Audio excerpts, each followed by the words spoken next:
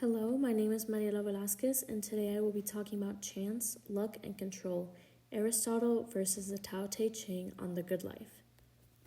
Picture this.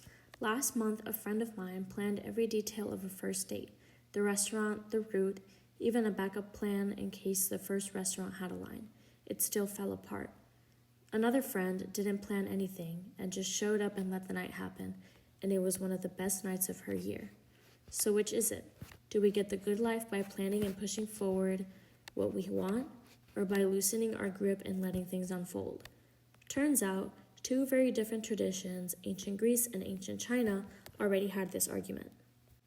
Aristotle thought everything that exists can be planned by four causes: what it's made of, what shape it takes, what brought it about, and what it's for. The last one, the telos, is what most matters for him. Things have a purpose. But what about accidents? In physics book Beta, Aristotle takes on chance and spontaneity directly.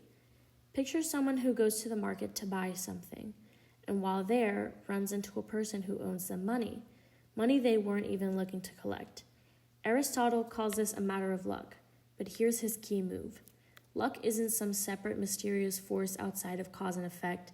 It's what happens when two independent chains of purposeful action cross paths unexpectedly. The man went to a market for a reason.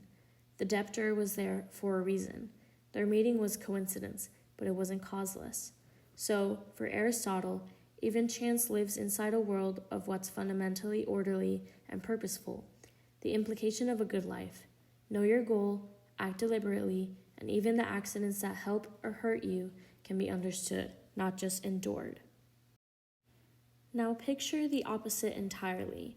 The Tao Te Ching opens up by warning us that the moment you try to pin down and name the ultimate way of things, you've already lost it. The Tao can be spoken is not the eternal Tao. This isn't just about language, it's about control. The text keeps circling back to an idea called Wu Wei, often translated as non-action or effortless action. It doesn't mean doing nothing. It means not forcing outcomes, not gripping so tightly to a plan that you fight against the natural shape of things.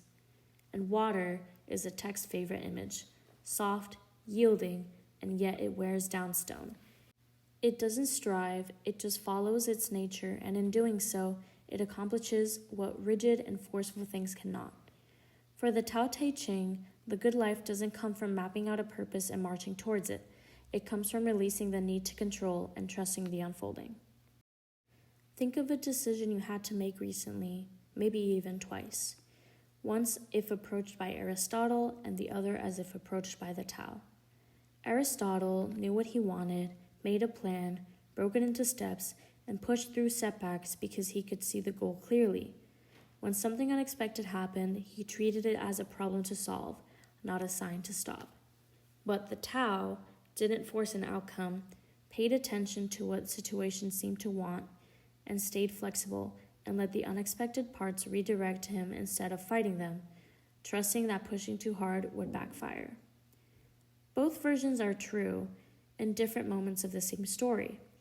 There were parts where knowing my goal and pushing mattered, that's Aristotle, and there were parts where the best thing I could do was stop pushing and let something unfold, that's the Tao.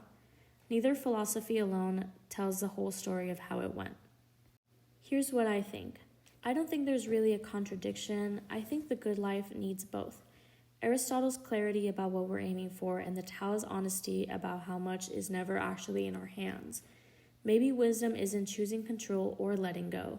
Maybe it's knowing which moments call for which.